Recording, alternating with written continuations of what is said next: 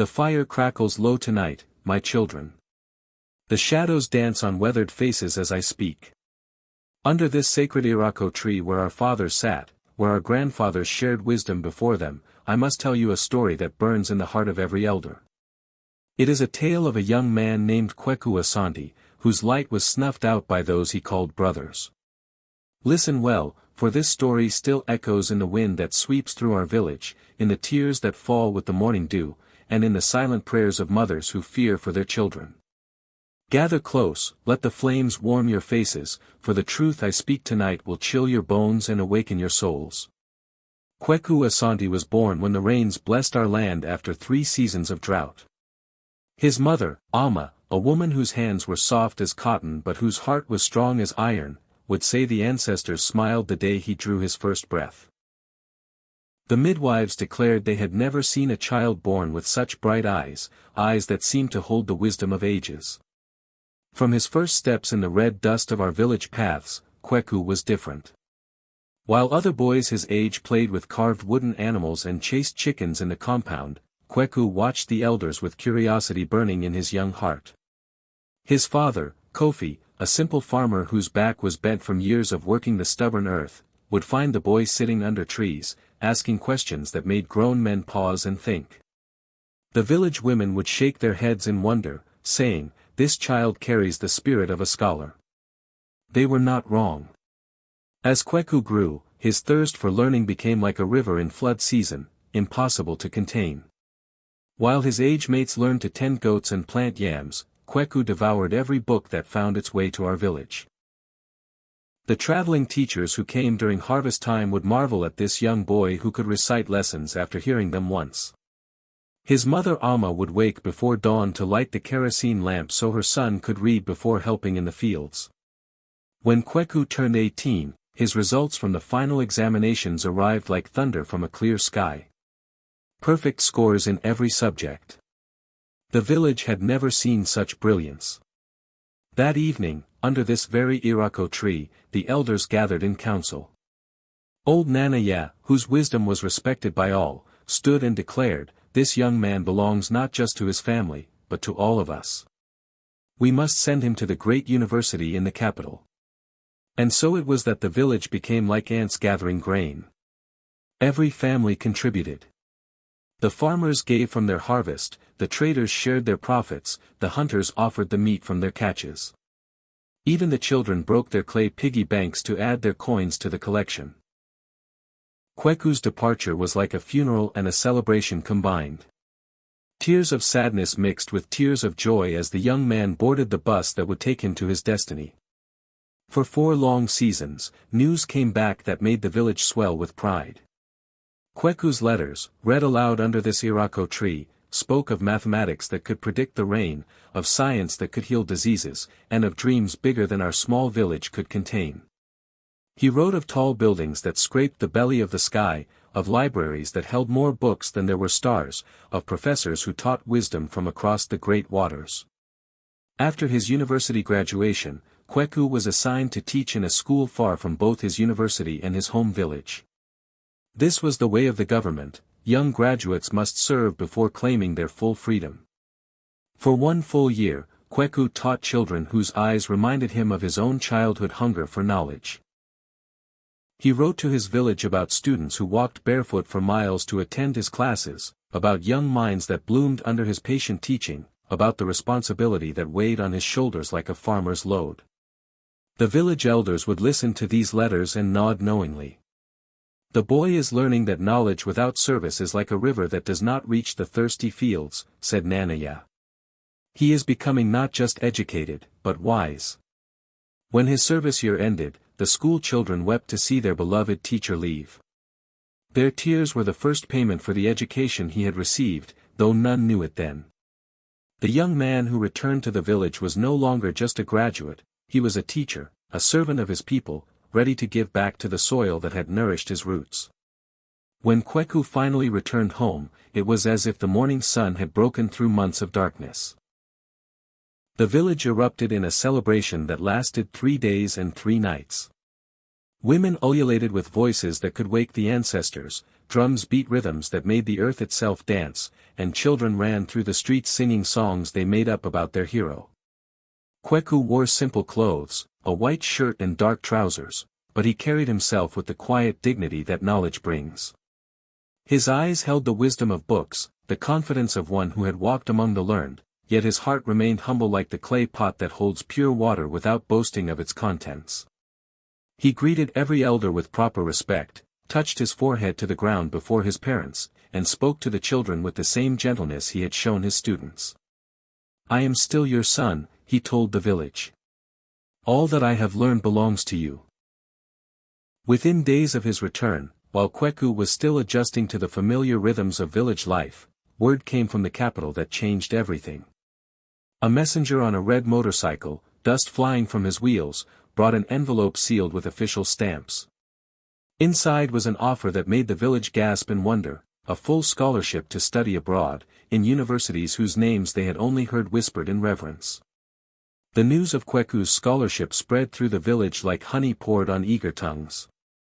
Market women left their stalls to hear the announcement, farmers abandoned their fields to join the celebration, children danced in the streets singing Kweku's name. But not all hearts celebrated.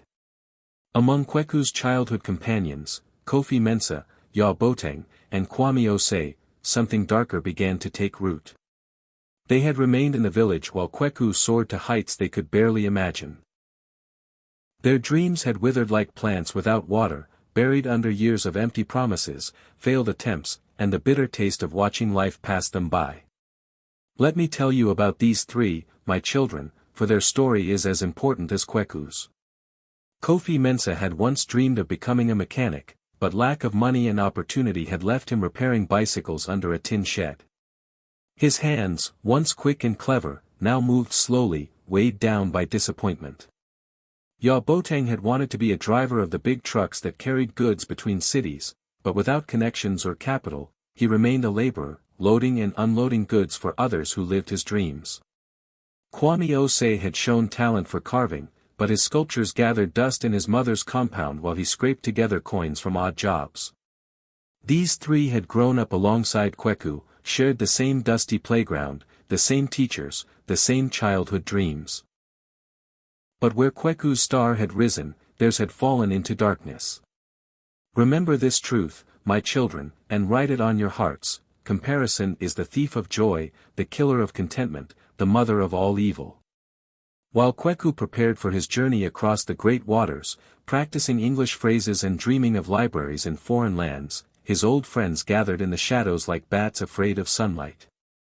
Kofi Mensah, who had once shared groundnuts and palm kernels with Kweku under the village playground trees, now counted every blessing the young graduate received like a miser counting coins that were not his. Ya Boteng, who had walked forest paths with Kweku searching for birds' nests and wild fruits, now walked paths of resentment, his feet heavy with the weight of his own failures. Kwame Osei, who had played drums while Kweku danced during festivals, now beat different drums, the drums of envy that echoed in his heart day and night, drowning out all music and joy. The elders say that jealousy is like a termite, it eats the house from within, working in darkness until the walls collapse without warning.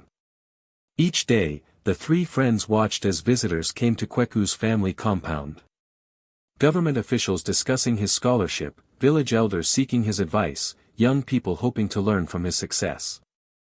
They watched as gifts poured in, new clothes from admiring relatives, money from well-wishers, promises of support from the diaspora community who had heard of the village's shining sun. Their own lives seemed smaller with each passing day, like shadows growing shorter as the sun climbs higher. In the evenings, when the village settled into sleep, the three friends began to meet in secret places.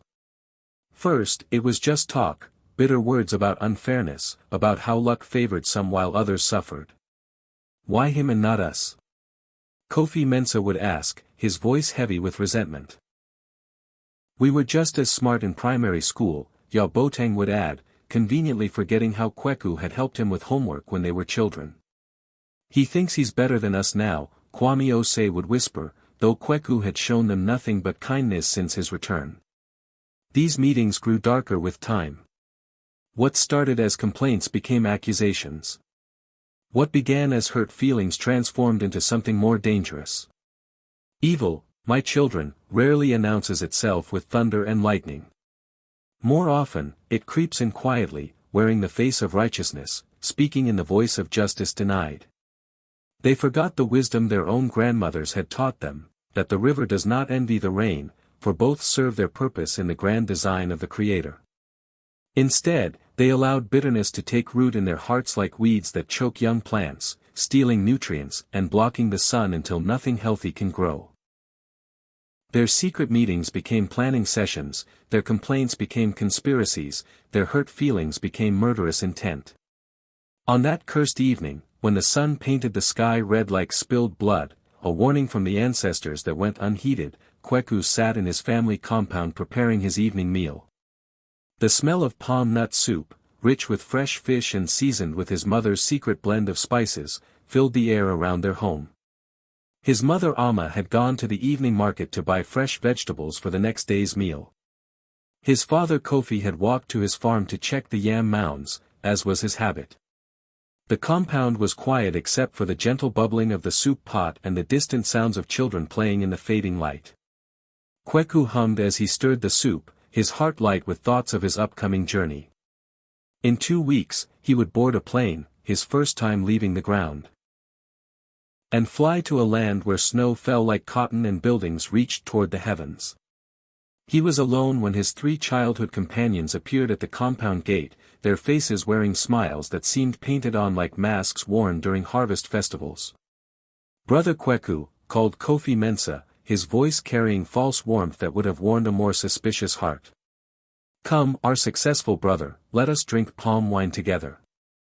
Tonight, we celebrate your great fortune.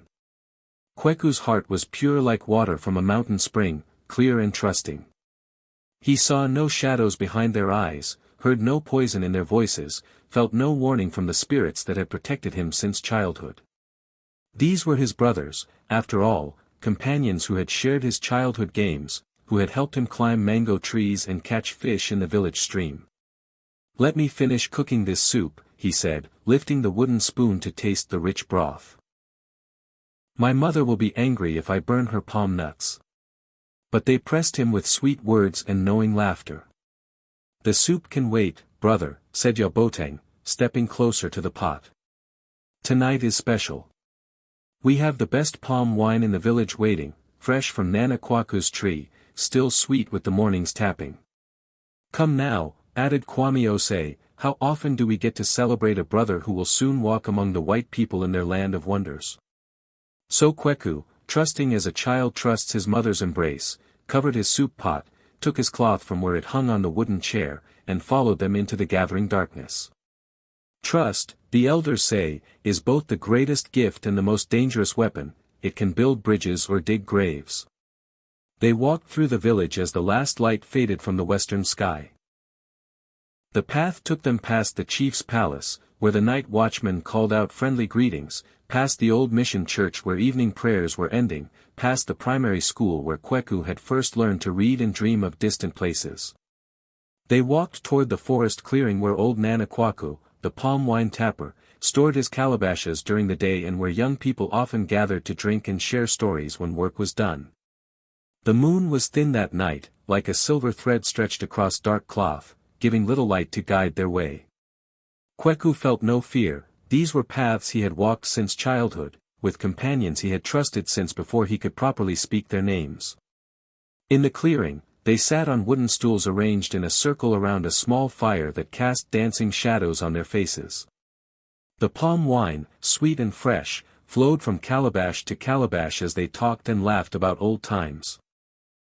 Kweku told stories of his university days, of professors who spoke 7 languages, of libraries that stayed open all night for students hungry for knowledge.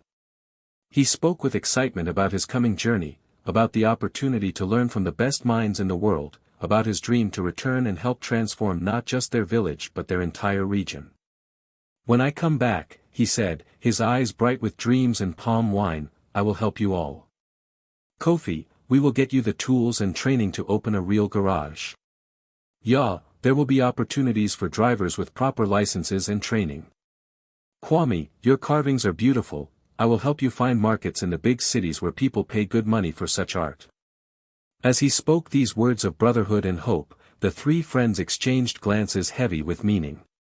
When Kweku laughed at their jokes, when he spoke kindly of their futures, when he promised to lift them up as he climbed higher, that is when they struck.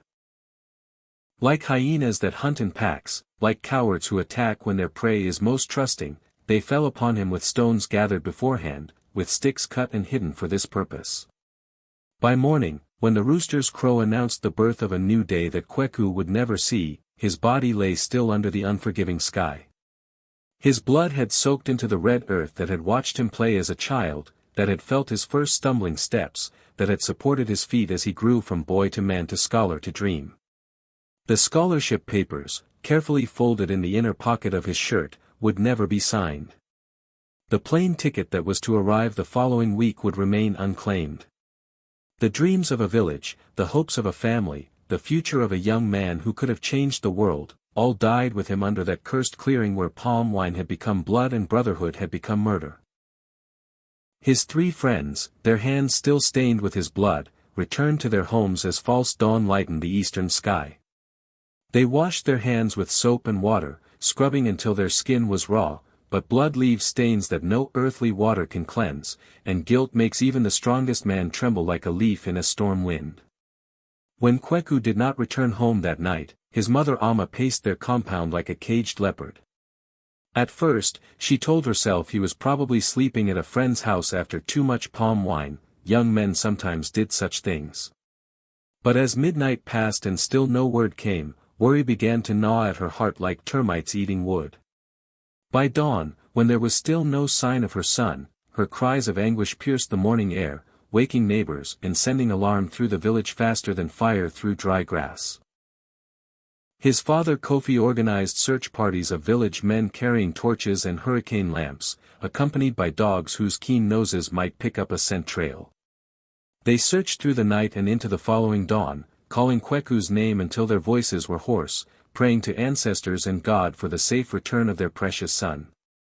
They found him as the sun painted the sky gold, his body broken, his future stolen, his dreams scattered like ashes in the wind. The village wept as one people, their collective cry rising to the heavens like incense from a broken altar. The drums that should have celebrated Kweku's departure now beat the slow rhythm of mourning. The songs that had been composed in his honor became funeral dirges. The clothes that had been sewn for his farewell party became burial garments. The scholarship officials who came looking for their chosen student found only tears, wailing women, and questions that seemed to have no answers. The village that had pooled its resources to educate one bright son now pooled its grief to bury him. But the ancestors see all things, even those hidden in darkness, and truth has a way of rising like smoke from a fire, visible to all who have eyes to see. Even as they lowered Kweku's body into the red earth that had nourished his life, whispers began to circulate. Something was not right. Something smelled rotten beneath the surface of this tragedy. Remember, my children, that envy always leaves footprints in the sand, and guilt cannot hide forever behind false faces. Within days of Kweku's burial, small things began to seem suspicious to watchful eyes. Kofi Mensah's wife, cleaning their small house, found Kweku's silver watch, a gift from his university classmates, hidden beneath bags of grain in their storage room. When she asked her husband where it came from, he stammered and said he had found it on the path, meaning to return it to the family. A neighbor woman, hanging clothes to dry, saw Yaboteng behind his house burning garments that looked familiar, a white shirt, dark trousers that resembled those Kweku had worn on his last evening. When questioned, Ya claimed he was burning his own old clothes, but the neighbor's eyes were sharp and her memory long. Most tellingly, Kwame Osei's behavior changed dramatically after the burial. The young man who had been known for his steady nerves and easy laughter became jumpy as a grasshopper, staring at every sound, avoiding eye contact, mumbling to himself when he thought no one was listening. But it was fear, my children, fear and guilt working together like acids eating through metal, that finally opened the door to truth. Kwame Osei, haunted by nightmares where Kweku's face appeared covered in blood, where accusing fingers pointed at him from the grave, where he heard his victim's voice calling his name in the wind, could no longer bear the weight of his secret. On a night when sleep refused to come, when the walls of his room seemed to close in like a trap, he crept to his sister's house and collapsed at her feet like a man dying of thirst. "Sister," he whispered, his voice breaking like a boy's, "I must tell someone or my mind will snap like a dry branch. We killed him. God forgive us, we killed our own brother. We killed Kweku." Like flames spreading through dry savanna grass during harmattan season, the truth consumed the village. One by one, the pieces of the horrible puzzle came together. The three friends who had called themselves brothers, who had eaten from the same bowl as Kweku, who had sworn childhood oaths of loyalty under this very irako tree, had become murderers in the darkness of their envy. The village that had trusted them, that had watched them grow from boys to men, now saw their true faces for the first time. When the police came with handcuffs and stern faces, the three offered no resistance. Their spirits were already broken by the weight of their crime. They were arrested, tried in the regional court where their confession was read aloud to a packed courtroom, and sentenced to long years in prison. But what punishment can restore a life cut short? What justice can bring back the dreams that died with Kweku Asante? What sentence can repair the hole torn in a mother's heart or heal the wounds carved into a father's soul? Today, many seasons later, when the rains come and go and the years pile up like fallen leaves, the village still mourns. Alma, Kweku's mother, her hair now white as cotton and her back bent with grief, lights a kerosene lamp for him each evening and places it in the window facing the path he would have taken home from his studies abroad. She speaks to his spirit as if he were sitting beside her, telling him about the small happenings in the village, asking his forgiveness for not protecting him from those who wore false faces of friendship. His father Kofi, aged beyond his years, tends a small garden planted where Kweku's favorite mango tree once stood, growing vegetables that he distributes to the poor in his son's memory. Listen well, my children, to the wisdom that comes from pain, for it is often the most expensive teacher but also the most thorough. Not every hand that claps for you when you succeed carries clean fingers. Not every smile that greets you in the morning holds genuine love in its depths. Not every friend who shares your childhood games will share your adult joys. The same mouth that calls you, brother, can also whisper plans of betrayal in dark corners. The same hands that once helped you climb trees can later push you into the grave. Choose your friends like a farmer chooses seeds for planting, carefully, prayerfully, with wisdom borrowed from those who have planted before you. For your friends will determine what grows in the garden of your life, flowers of support and encouragement, or weeds of envy and destruction. When success comes knocking at your door with gifts in its hands, share your blessings with humble hearts, but guard yourself with wisdom's shield. When others around you succeed and prosperity kisses their foreheads, celebrate them without allowing bitterness to take root in your heart like thorns in fertile soil. For the river that flows freely gives life to all who drink from its waters, but the river blocked by stones of envy becomes a stagnant swamp that breeds only mosquitoes, disease, and death. The village still cries for Kweku Asante not only because his death was cruel and senseless, but because his story serves as a mirror in which we see our own capacity for both greatness and evil. His memory teaches us to guard our hearts against the poison of comparison, to choose our inner circle with the care of one handling fire, and to remember that true friends lift you higher rather than dig holes beneath your feet. The three friends now sit in prison cells, their own futures destroyed by their evil act, their families bearing the shame of their crimes. They gained nothing from their jealousy except chains around their ankles, bars across their windows, and regret that tastes more bitter than unripe palm fruit. The irako tree where Kweku used to sit and read, where he would share his lunch with village children and tell them stories from his textbooks, now stands as a living monument to dreams cut short by the sharp blade of jealousy. This is why the drums beat sadly when the harmattan wind blows through our village, carrying dust and memories in equal measure. This is why mothers hold their children closer when darkness falls, whispering prayers of protection over their sleeping heads. This is why we gather under this irako tree to tell these stories by flickering firelight, so that the tragedy of Kweku Asante will never fade from memory, and perhaps, by the grace of God and the wisdom of ancestors, never be repeated in any home, any village, any heart that hears this tale. The fire grows low now, my children, the flames dancing their last dance before becoming glowing embers that will warm us through the cool night ahead. But though these flames may die, the light of truth they have illuminated tonight must never be extinguished in your hearts. Remember this tale when prosperity comes knocking at your door and others begin to measure themselves against your success. Remember Kweku's trust and gentleness, but also remember the false faces that smiled at him even as they planned his destruction. Share this story with your own children when they are old enough to understand that evil sometimes wears familiar faces and speaks in voices they recognize. The ancestors whisper that every story told under starlight carries the power to save a life, to change a heart, to prevent a tragedy. May this story be a shield against the arrows of envy, a lamp in the darkness of betrayal, and a compass pointing toward the path of wisdom. Go now to your homes, but carry with you the memory of Kweku Asante, the young graduate who trusted too freely, loved too deeply, and died too young because he could not see the serpents hiding in the hearts of those he called brothers. And may you always walk in the light of wisdom rather than stumble in the shadows of envy, jealousy, and false friendship. The fire grows cold, the night grows deep, but the truth burns eternal. Remember this tale. Share it with others. And may the spirit of Kweku Asante rest in peace, knowing that his death was not in vain if it saves even one life from the poison of envious hearts. If this story has touched your heart and opened your eyes to the dangers that lurk in familiar places, subscribe to our channel for more African folktales and life lessons that can guide you through the treacherous paths of life.